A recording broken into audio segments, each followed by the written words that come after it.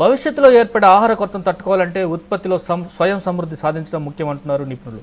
Biotechnology ద్వారా వ్యవసాయ రంగాన్ని కొత్త పుంతలు తొక్కించడమే దీని పరిష్కారమని చెప్తున్నారు.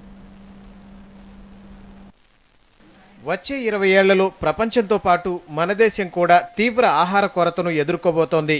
ఈ పరిస్థితిని నివారించకపోతే ప్రజలు తీవ్ర ఇబ్బందులు పడడం ఖాయమని నిపుణులు హెచ్చరిస్తున్నారు.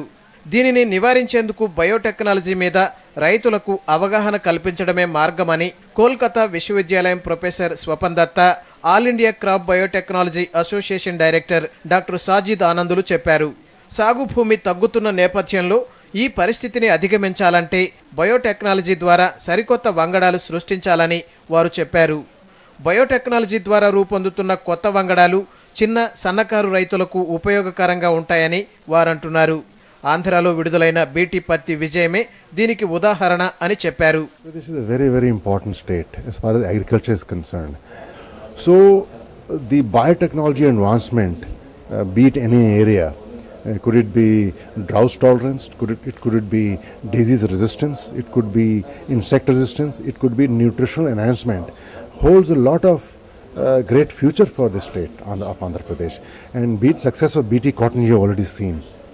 All right, and we have also heard there was a reference made in a workshop recently in Shantiniketan, West Bengal, where the agriculture secretary referred about BT cotton having positively affected the farmer status in Andhra Pradesh. So the levels of, I understand, the levels of suicides have also gone down because the economic level of farmers has improved basically. So it has great potential for application in Andhra Pradesh. Biotechnology ద్వారా రూపొందించిన కొత్త వంగడాలపై వస్తున్న విమర్శలను ఆనంద్ కొట్టిపారేస్తున్నారు. రైతులకు biotechnology వంగడాల ఉపయోగం అనంతమని ఆయన చెబుతున్నారు. విదేశీ పెట్టుబడి వాటాలున్న భారత బ్యాంకులకు అనేక ఇబ్బందులు ఎదురవుతున్నాయి. దీన్ని నివారించడానికి ఎఫ్బిఐ రూల్స్ని మార్చనున్నారు.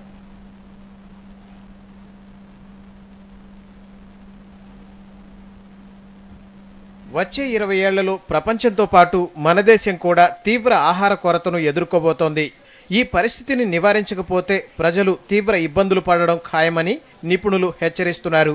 దీనిని నివారించేందుకు బయోటెక్నాలజీ మీద రైతులకు అవగాహన కల్పించడమే మార్గమని కోల్కతా విశ్వవిద్యాలయం professor Swapan Dutta, All India Crop Biotechnology Association director doctor Sajid ఆనందులు చెప్పారు.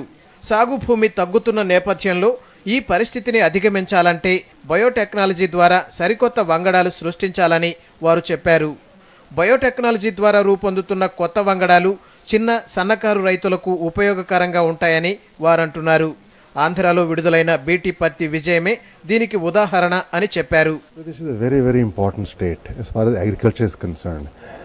So the biotechnology advancement, be it any area, could it be drought tolerance, could it be disease resistance, it could be insect resistance, it could be nutritional enhancement, holds a lot of great future for the state of Andhra Pradesh. And be it success of BT cotton you have already seen. All right, and we have also heard there was a reference made in a workshop recently in Shantiniketan, West Bengal, where the agriculture